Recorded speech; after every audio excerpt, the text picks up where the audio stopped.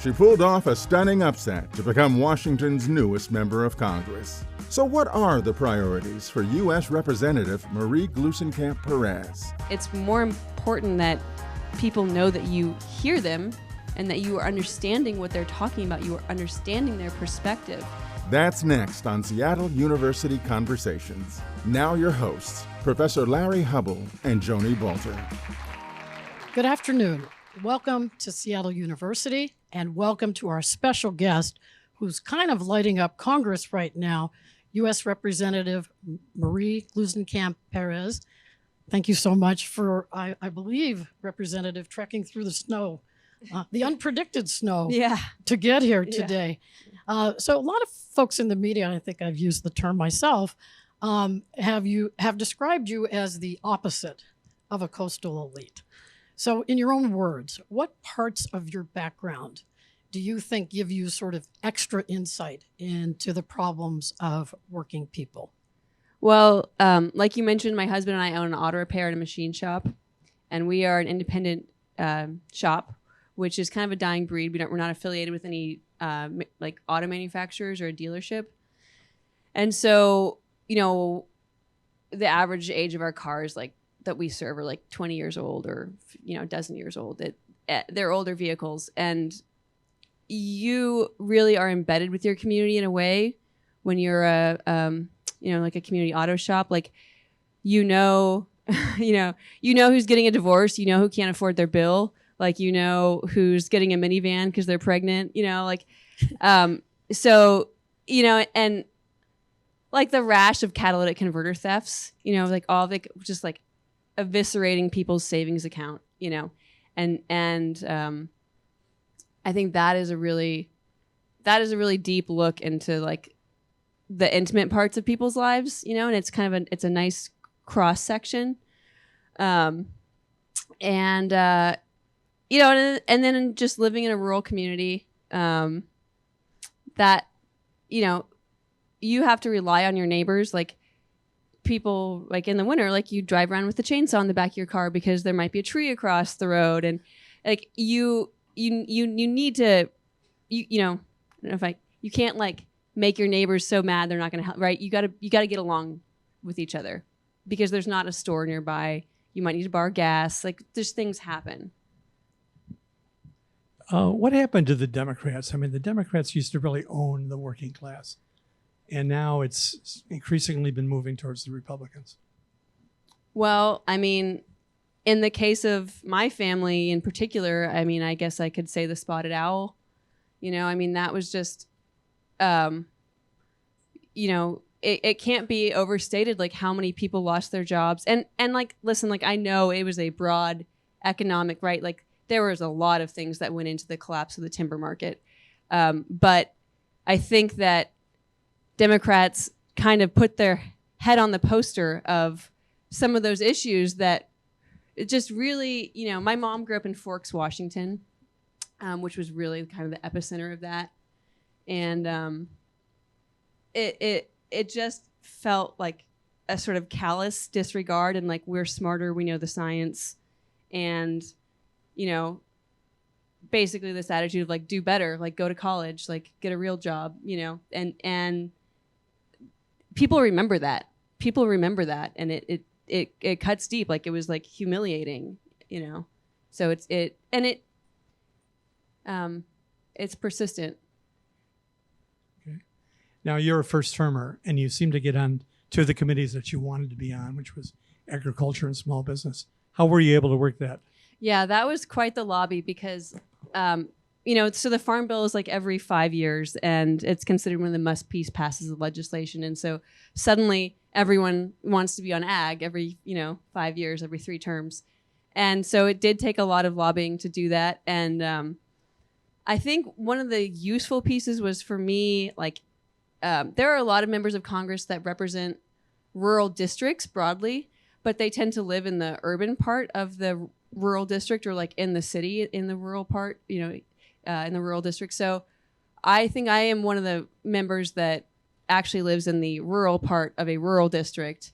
And like, you know, like I get my water from a well, I get my internet from a radio tower. Like, those things. At the end of 3 gravel roads, I was told. Yeah, yeah, right. And the price of gravel's going right. So, I think that was a salient point, and I think, one of the hardening things or like encouraging things for me is that like my colleagues in the House, like they want to understand rural issues. Like they want to hear from us. Like I was invited to speak at one of the messaging committee meetings and be the, they truly do want to understand because I mean, the writing's on the wall in many ways electorally. And also, I think some of the issues that we care about most as Democrats, like, drug abuse, housing, economic issues, like those things are manifest in rural communities in a way that we need to understand and be relevant in. So I was able to sort of like leverage my background to get a good spot. It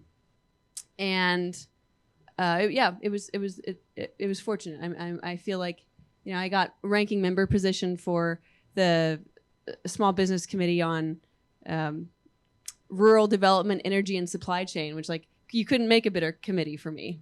So that was really fortunate. I understand you also had some gripes with the SBA. I do, yeah. So that's the story. So my husband and I actually had a terrible landlord, and we bought our building with a loan from the SBA. We're able to buy a separate building and move in, and I have an undergraduate degree in economics. It literally took me a year to fill out that application.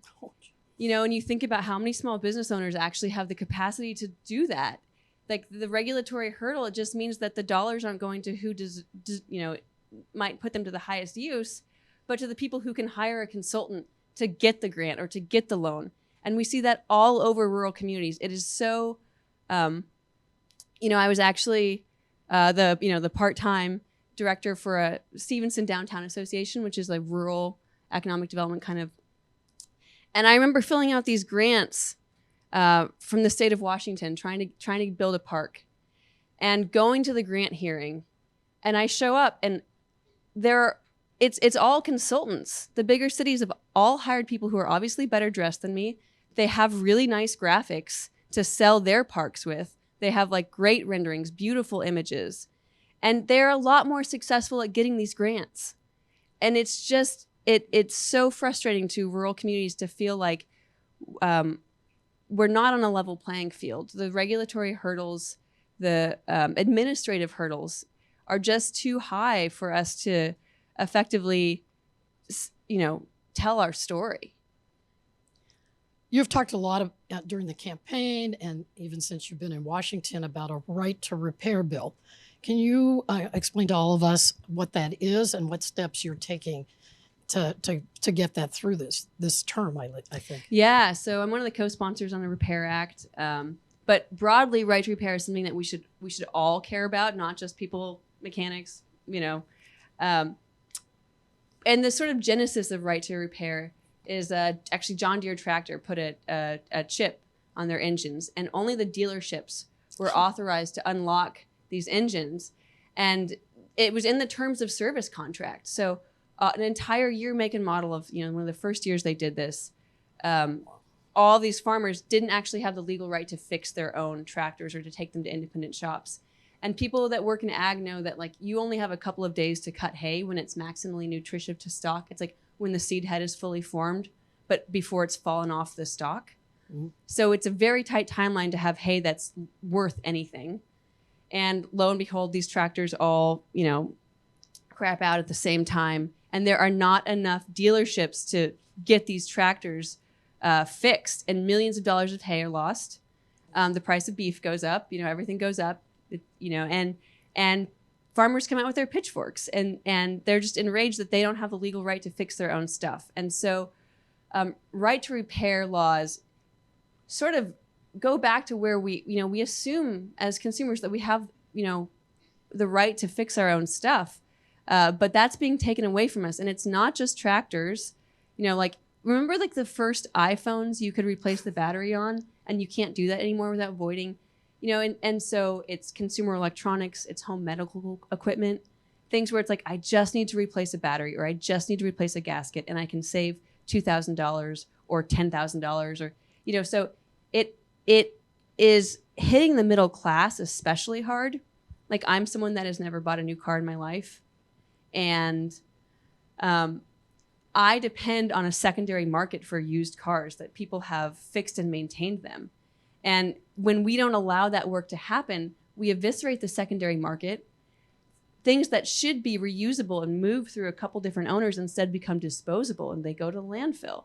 And so environmentalists should also be enraged about this, because it's terrible for the environment. It's terrible for the middle class. I think it's terrible for our character as Americans, because I really believe part of our national identity is that we are a country where we believe in fixing things, and we have this DIY ethos that you don't see in a lot of other countries. Like, we'll paint our own walls. We'll change our own brakes. Like, we'll do stuff that's a little more rare in other places.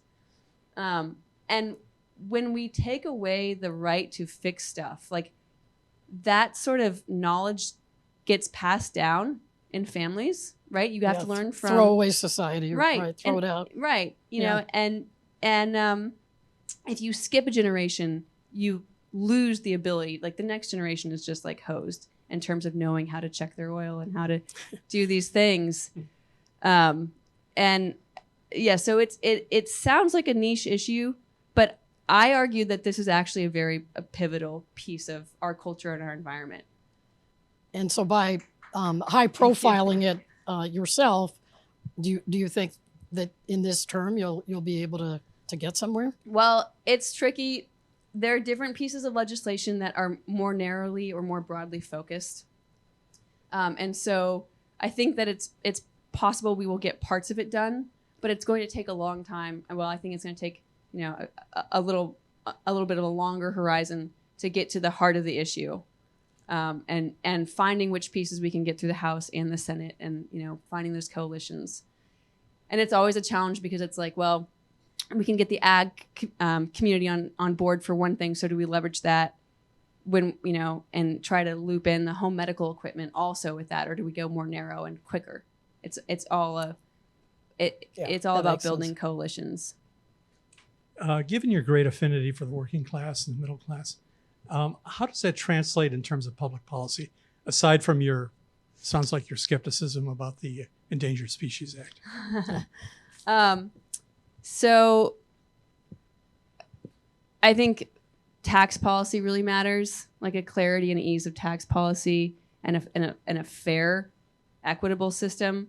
That's one of the reasons that I voted against, they were essentially defunding the IRS. Like, right now we have a hugely underfunded IRS, and what they do when they have an underfunded staff is they go after the easiest tax returns. The simplest tax returns are typically ones that have earned income tax credit, so people that work for a living. When you're talking about a billionaire who's got offshore accounts and 5 different corporations and all kinds, those much more complex tax returns have a much lower rate of being audited. And so, the idea is that by having more IRS agents, we'll have the manpower to go after the fraud we know is happening, especially in the higher income brackets. And, the Congressional Budget Office, which is a nonpartisan, it's just economists, their estimate was that by more adequately funding the IRS, we would reduce the national deficit by $114 million over 10 years. Like, that's nothing to sneeze at, right? Like, this is real money. This is real money, and it's good policy. I mean, a billion, 114 billion, or million. I think it depends on the horizon. Yeah. So you've been quoted several times criticizing your own Democratic Party. Can you just elaborate on a few details of that? Like, so what are some of the biggest mistakes you think the Democrats make? Yeah, I think Democrats can be really obsessed with being right all the time, and they're sort of missing the point. It's more important that people know that you hear them and that you are understanding what they're talking about. You are understanding their perspective. like I think about, right, there's the famous quote, there's like lies, damn lies, and statistics, right? And so we get very obsessed with like, oh, well, this study says this. And as somebody that studied economics in undergrad, I know that the way that you design the study really can predetermine the outcome of a study. And so it matters what horizon of things we're talking about. You know, like particularly in timber policy, it's like we are not even meeting our own, like, you know, the Forest Service is like, I think we're pulling 30% of the board feet off the woods that we say we should be pulling, that they say they should be pulling. And instead we're importing wood from places that have much lower environmental standards than we do. And so when you think about the global carbon cost of what we're doing, like there needs to be a balance, you know, and when you think about wildfire, you know, you think about the carbon emissions of massive wildfires, you know, we need a bigger picture, and people are bringing up valid points that deserve to be brought into the conversation. So, I mean, those are some of the things I think about, you know, maybe that's a little bit more of a narrow answer than you're asking. No. It fits into kind of some of the things I've read and some of the things I'm thinking about. And I also saw a quote from you talking about sometimes the Democrats will focus on the poorest of the poor. But then when they go into a community, and you described this in one of the pieces I read, you know, that they end up not answering the questions of folks working class, middle class. I mean, it is a real problem that our teachers can't afford to buy houses. You know, I mean, home ownership really matters across the spectrum. And like, we'll just talk about very low income housing a lot and just like really hammer on housing as a human right. And it's like, yes, that is true. But when we're not addressing the fact that like no one in my generation is able to get their foot in the door of the housing market, we're kind of missing the forest for the trees. Like there is a really big problem going on. And like when we focus on just the worst of the worst, it's also alienating because nobody wants to think of themselves as like the least resourced person, you know? And it just feels like we're, you know, the middle class, I think often feels like we're being talked past, or you sort of have to like pretend like things are worse for you than they are to be relevant to the conversation or something like, you know, it's hard for people to feel included in or relevant in a lot of these policies. You've said in multiple forums that you're a strong supporter of the Second Amendment. And I'm wondering whether you would like to see further restrictions on the purchase or use of guns. Yeah, I mean, that's another issue where like rural, it just is really different for rural communities. You know, and you know, I say that as somebody like my son's going to go to public school, you know, and I really think about that. You know, and I and my husband both really thought about like when you run for public office, like your chances of being shot are pretty high. And like, you know, we've gotten threats, you know, I mean, it's, you know, gun violence is real and relevant to me. But I also think that the Second Amendment is part of the Constitution. And, you know, in terms of additional restrictions, like I think one thing I think about is like increasing the age of purchasing assault weapons to 21, or what are known as assault weapons, commonly called assault weapons, to 21. I think that is something that makes sense. Should more restrictions be put on assault weapons besides the age? Yeah, I think the age is the first. Yeah, and that is the thing that makes sense. You know, I think that a lot of the issues are, you know, mental health is a big part of the picture, and a lack of access to like career trajectories that like make sense for you. I think that, you know, I actually think that eviscerating career and technical education in our public schools is probably part of the problem, honestly. I know a lot of people, you know, a lot of my friends stayed in school because they liked shop class, you know, and you start pulling those things out. You start telling people that if you don't go to college, you did something wrong with your life or you're not very smart. Like that is very damaging. and I think it's had long-term repercussions in a lot of the problems we're seeing today. Like, I'm part of the generation where like all of our shop classes like got turned into computer programming classes. And like, I think that was just a huge mistake. Like, we have to return the prestige to the trades broadly.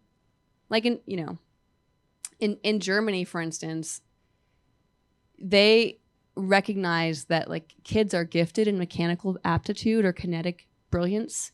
And, they're at a like third or fourth grade, they'll say, hey, like, your kid has a talent. You might want to steward this. You might want to go in that direction.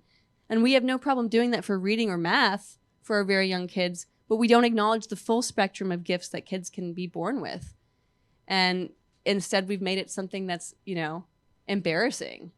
And so I think that this is one of the cultural shifts, getting back to the place where we respect work, where we respect the trades.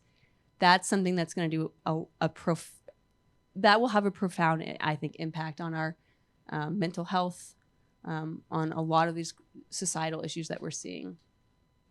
Sort of rolling through the issues here, you support abortion rights.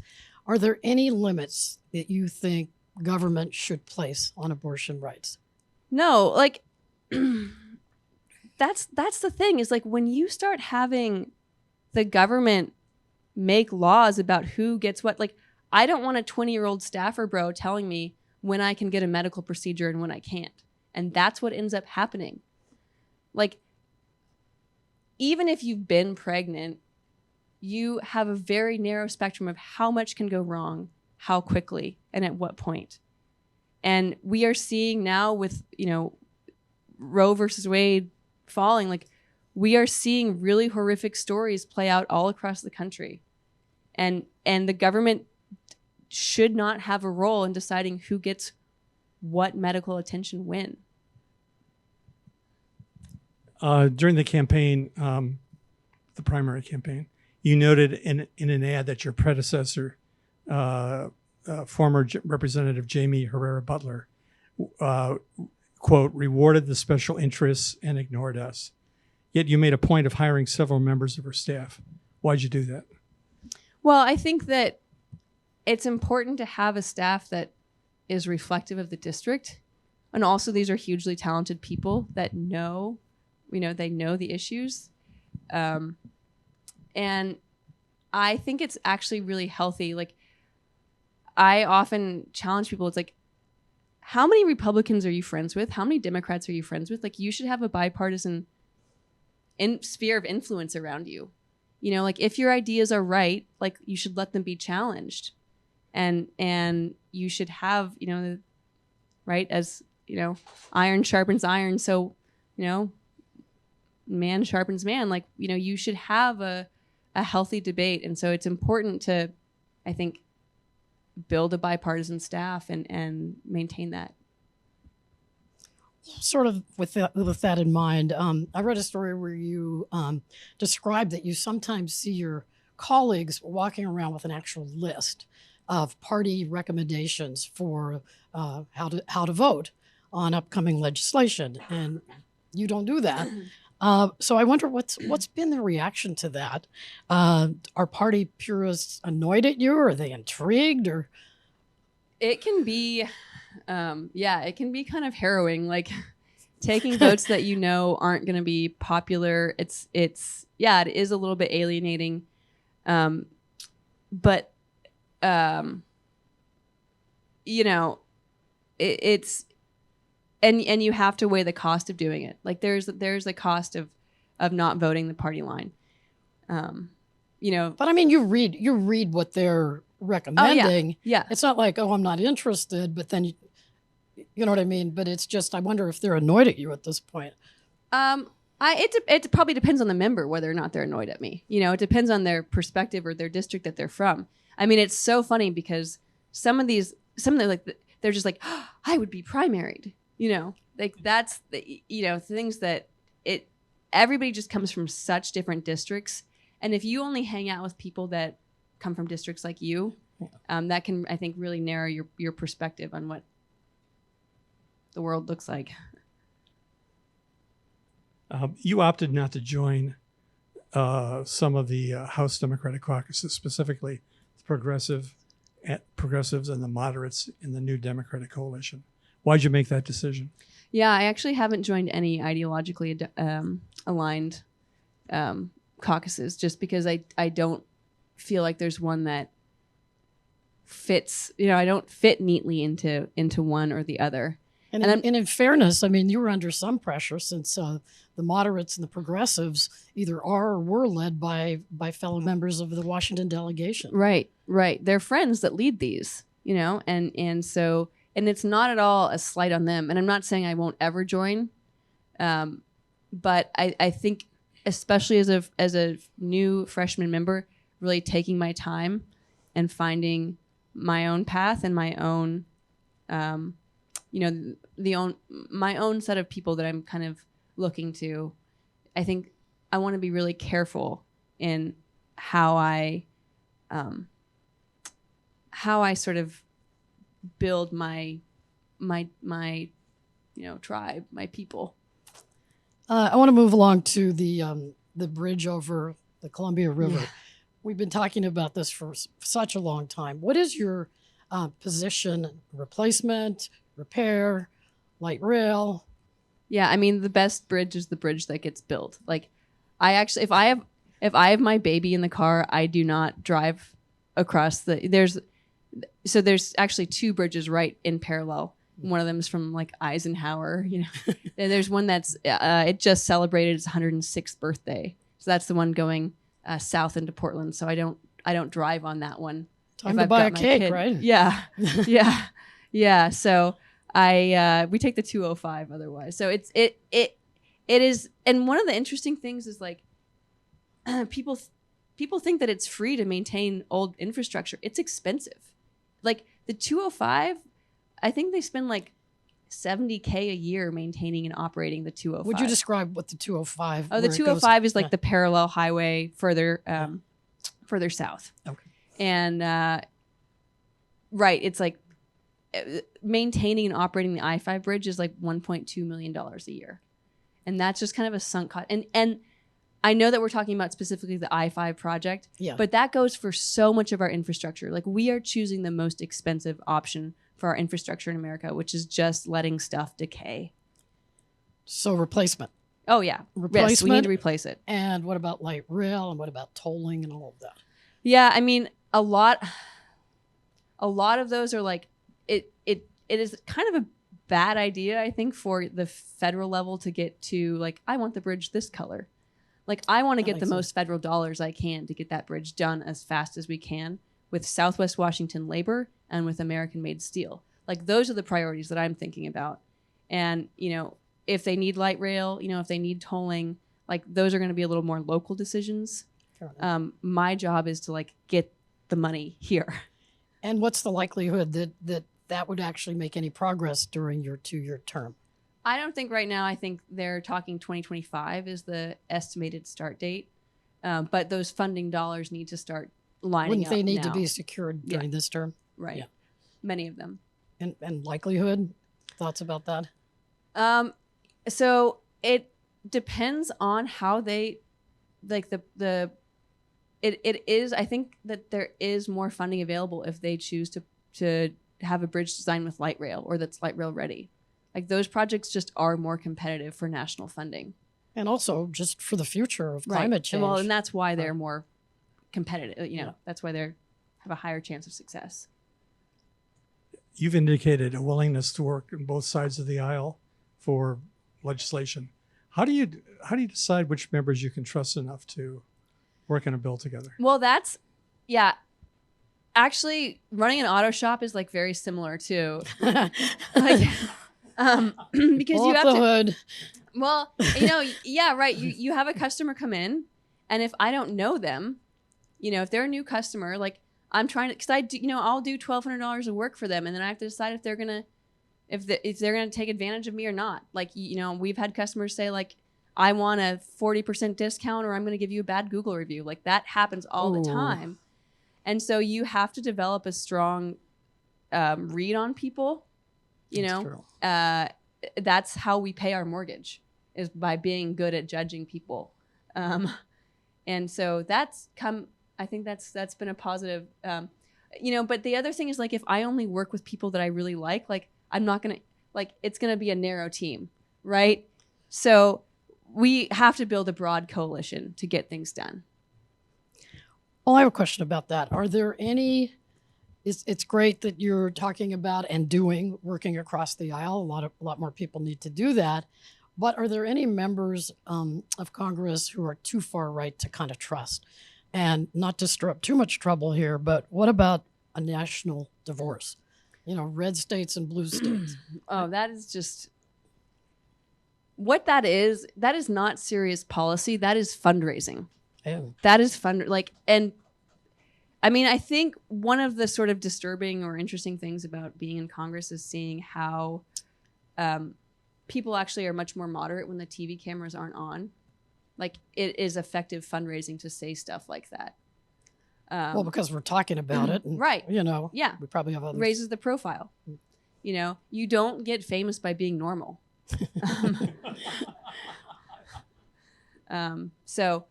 But I voted on a amendment that Lauren Boebert put forward. If it's a good idea, I'm going to support it. Yeah. It doesn't crazy people can have good ideas sometimes. Duly noted. Yeah. Duly noted. As a first-term member of Congress, what do you expect to be able to accomplish? And are your options even more limited, especially given the fact that the majority of the House are now Republicans? Yeah, that's it. It is interesting. We don't have a lot of history to judge either leadership off of. There isn't that. Nancy Pelosi's in forever, right? We had a long period of time to say this is how she operates. We don't have that with Jeffries and Clark or McCarthy and Scalise. We don't, and so we're still seeing. One bright flash of hope is one of my amendments on a bill was one of 5 that were ruled in order. And so it was surprising that they'd let a Democrat bill or amendment make it to the floor. That was encouraging. That said, legislation moves on geologic time. it is not small business. It is a much more difficult process to build those coalitions. So I think it's likely that I will be more effective or more of the good that I can do will come through ways other than legislation. It's going to take time. I think that I have already been effective in agenda setting and sort of talking about bringing issues to attention and just talking with other members about issues that are important and explaining to other members the difference between assembly and manufacturing. Those things, those conversations are, I think, will have a ripple effect.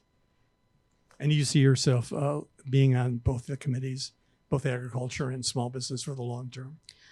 They are great committees for me. Yeah, I'm very optimistic that those are places I'll be able to be in for hopefully a long while. Yeah. I'm not sure if this is the right moment for this question, but can you tell us about the axe throwing? How did you get into this recreational activity? And you even have a victory to tell us about, right? Oh yeah, yeah. No, I think I'm the 4th place champion, one of the 4th place champions in Skamania County for axe throwing. So Does it have a runner's high and stuff like that? Well, so we have a timber carnival every year, and a lot of Morton has the loggers do there's a lot of timber carnivals around the state, and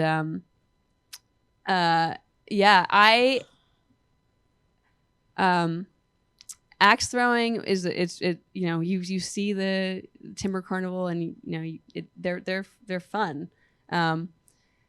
It's just really meaningful to get to throw your uncle's axe, or your great uncle's axe, or it's just it's something. Did they use it for that too?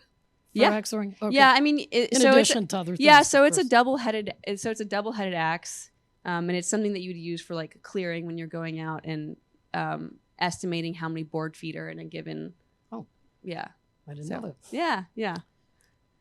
I'm the second place choker setter though. That's where I really shine. Wait, your staff said you came in third in axe throwing at the Skamania Timber Carnival. I don't know if it was third or fourth. I'll look. I did get $5. Oh, wow. Yeah. Oh, wow. Yeah. Well, You received only 50.1% of the vote in the general election. Your opponent, as many people in the audience know, was a member of the far right, which probably turned off some moderate voters and independent voters. How can you continue to gain the support of enough moderate Republicans and independents to win again in 2024? Yeah, I am the only freshman in Congress that flipped a Trump +5 district. Like I flipped the biggest margin district. And I think flipping is the term that people use a lot. I don't know how accurate it is because I don't ultimately, like when you lift up the hood, like I don't think it was really about, people did not change their views on things significantly. I think I'm just talking about issues that matter more to more people, you know, and they're not the things that you see broadly, you know, broadcast on Twitter or, you know, network television, but there are things that people are really passionate about. And I think that because of who I am, like I didn't run an auto shop because I wanted to run for Congress, like, you know, run an auto shop because I like fixing things and, you know, love being a small business. metaphor. Yeah. Yeah, that is true. Yeah. It lends itself to a lot of puns, most of which we do not use, but, and so I think it's Like if it's relevant. broken, fix it. Something Yeah. like that. Well, yeah, keeping the wheels on. I mean, it just goes on and on and on. But a lot of, I think generally the system of politics where like you run for, you know, and also like, by the way, run for school board. I'm here to tell, like, people need to like run for these seats. But the system where you try to like work you do these things so that you can get to higher office, and you sit on these boards so you can, you know, I think that system is bankrupt. Like, I don't think that's what most Americans want in their electeds. Like, I think they want people that live normal lives, that are living the same lives they are, that are trying to pay the mortgage, that are trying to get an SBA loan, that are on 8 waiting lists for daycare. You know, like that stuff resonates. And it's, I think, part of how we are going to build a Congress that looks more like America. I mean, so you asked about 2024, and, you know, Joe Kent is running again. He announced that on the Steve Bannon show. And,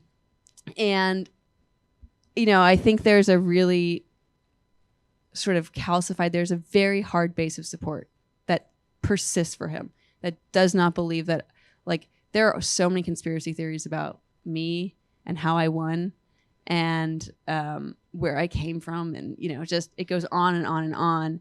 And those folks are really bought into that. And I think that in this district, like, it's a very unique, or it's a very interesting mix of like enough really hard, deep, you know, right folks that it's enough to carry people like Joe Kent through the primary.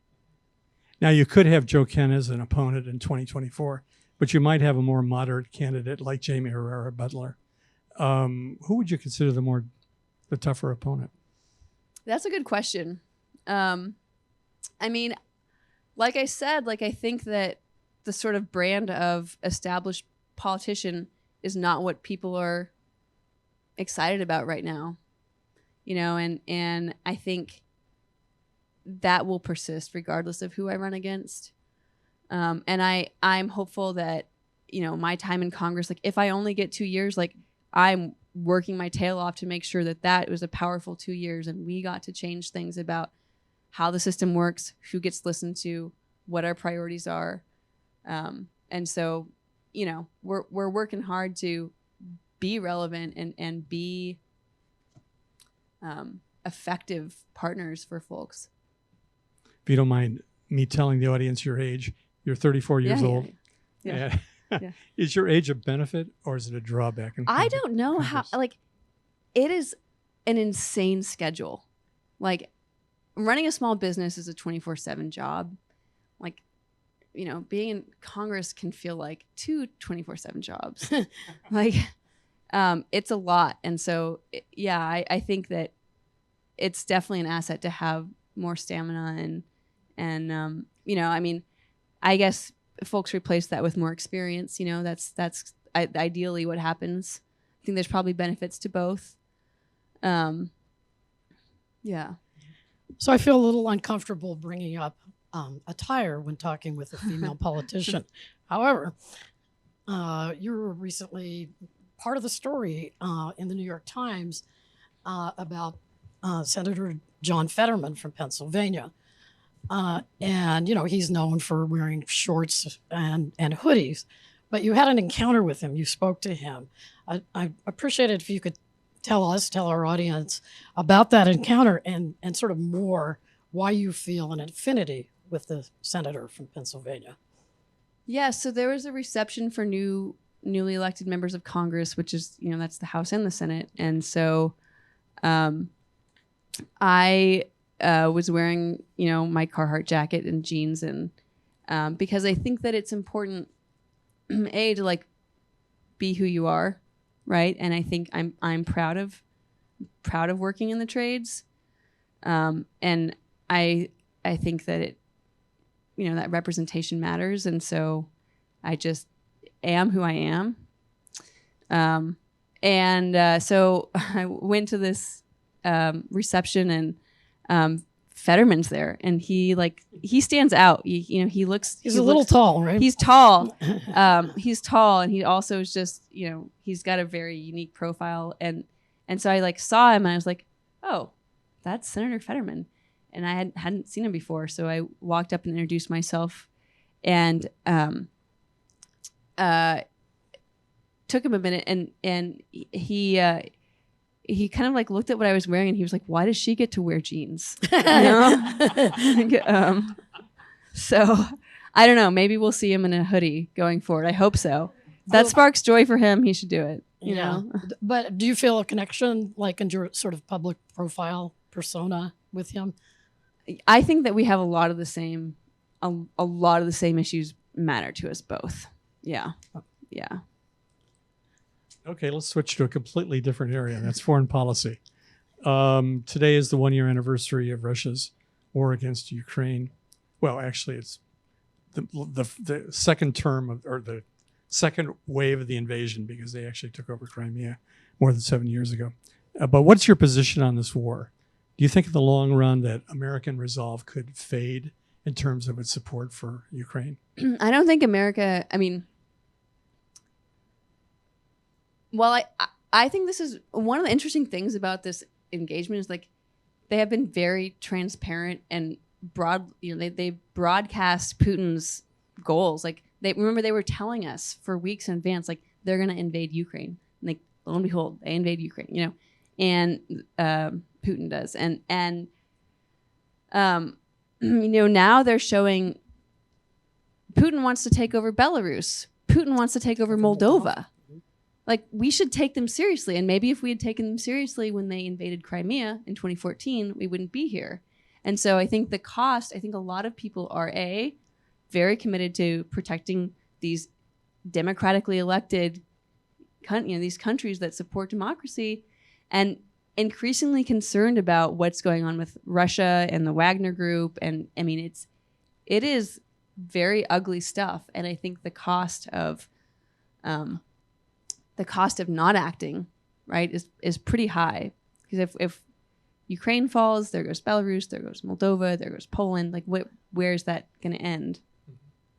Some Republicans seem to be less than enthusiastic about supporting Ukraine in the war. Do you think this will continue to be a bipartisan support for Ukraine in the Congress? Yeah, I think they're relatively divided over that. And I think that my sense is the appetite for sending troops is never going to, that's not happening. But I think broadly, overall, a strong majority of us are supporting continued military support. Well, I would just ask you, what have you heard in your own district, like at a town hall or something? Is the resolve still there, or what do you? Oh yeah. What do you? I mean,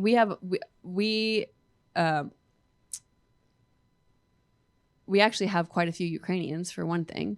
Mhm. We have a lot of people that have left Russia also who have strong feelings about this also, and so there is definitely continued support. Do you see this this war as strengthening or weakening NATO, in the sense that, after all, NATO members have provided lots of arms to the Ukrainians? I mean, I think NATO is more unified than it's been in a long time, and very relevant, and yeah. So I want to go back to the campaign just for a second. Just the way this rolled out, and how you surprised so many people. Were you really prepared to actually win? Like there were experts at the time, Oh yeah. pollsters saying you had like a 2% Yeah, chance yeah. to pull this off. Yeah. Did you really get your brain around that you could win? Oh yeah. I mean, I would not have put my life in a blender if I didn't think I could win. Like I Actual blender. Yeah, no, I knew. I mean, I know my district. Like, I know. I knew that Jaime was very vulnerable, and I knew that the support for Joe was like very deep, but very narrow. By which I mean, like they're very ardent supporters, but not enough, not a critical mass of them. Like normal people don't want to ban all immigration for 20 years or whatever he was talking about. I mean, that's crazy pants. And so I and my husband, initially was like very reluctant to, because it's a family decision. It just is. And he was very reluctant in the beginning. And I was like, what, why? Like, because he's the kind of man who he really believes me. Like he was like, if she runs, she's going to win, so his commitment, and I think we actually just hit a year. It was like a year ago that we rolled out our campaign. It was like a year and 4 days or something like that. So,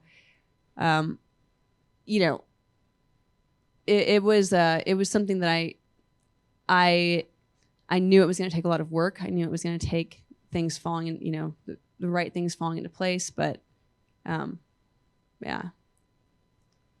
Members of Congress, I understand, have received briefings on the spy balloons.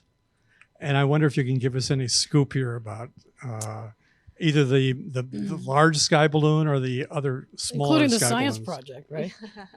Yeah, I mean, those briefings are like classified.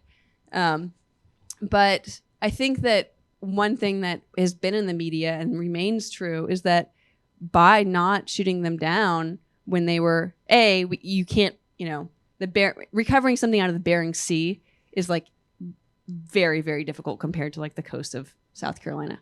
Very, very different. And so we learned a lot by recovering it. And we also learned a lot by seeing where it was programmed to go, what their interests are. Like the way that I kind of think about it is like, if you see your weird neighbor like creeping around your property, sometimes it's worth like, what are they looking at? Right? You don't always want to go out. Or you're just this is guns blazing. That's not always the strategic choice. By waiting to shoot it off the Carolina coast, were they still able to recover the necessary? Oh yeah, it was basically recovered intact as far as most of it was recovered. So you think that some of the Republican criticism was unfounded? Well, because they were saying it should have been shot down earlier. Well, and I think it's not even like the RD thing. It's like people have this idea that no one lives in Montana. Like people live in Montana, and like the thing was like 3 school buses wide. Like it was massive, and so the whole goal of our security is to keep Americans safe, and so you just have 3 school buses falling out of the sky. That is actually I think one of the examples of the way that people just don't have a clear picture of what rural America really is. In President Joe Biden's State of the Union message, he seemed to be talking a lot like you do sometimes. talking to working class folks who went to college or not. Did you hear anything about folks saying, wow, like that they were surprised or that they didn't like the way he was speaking? Did he connect with voters in your district? Yeah, that was a wild. So I actually brought my State of the Union guest was the high school shop teacher from Kalama High School, Corey Torpa, who is amazing. He has got a phenomenal. His program, they are building a house from the ground up, and then they sell the house at auction, and the proceeds go back into the program. Like, it is a phenomenal program. He's just a very smart, very passionate guy. And I was like, it felt like Biden's speech was pretty well talking to the issues that matter to us. Do you think Joe Biden should run again? Sorry to. Well, I mean, honestly, I'm thinking more about my race than his race. So, yeah, I'll let him make that decision. Well, let me ask it another way. Would having him on the top of the ticket, do you think it would help you? I don't know. I mean, I think that there's, you work with what you're dealt, but I don't know. And I don't know what the sort of cost of a ugly primary would be either, right? And being in a Republican district, is it a bit more of a liability running in a presidential year? I honestly, the things that I talk about are, generally speaking, they are not things that Biden's talking about. They're not, broadly, the State of the Union was kind of surprising, but they're not things that other national Democrats tend to be talking about. And so it almost feels like I'm sort of doing my own thing. The national agenda, that matters. But if I'm talking about sort of culture war issues, I'm not relevant. I'm not doing my job, because those are things that that narrative is shaped around fundraising. It's not the things that make people's lives better. It's not making Social Security solvent. It's not fixing the tax code. It's not getting our schools up, where we need them are. So our teachers are able to buy houses. Those are not the things that end up in political commercials. Well, just flipping that. So what kind of issues would you emphasize in order to encourage fundraising for your own candidacy? Oh, for me? I guess I don't. In terms of issues that, what do I fundraise off of? I think the goodwill of people that think I'm telling them the truth, that think that, and I think that's what is kind of how I have stamina, is just being myself and talking about the things that matter to me. And it's been a very lucky coincidence that the things that impact my life are things that are impacting other people's lives too. We had our shop windows broken 4 times this year. Those things, they matter to people because they are, or I guess 2022. But they're the things that, are important to, the middle, the broad middle.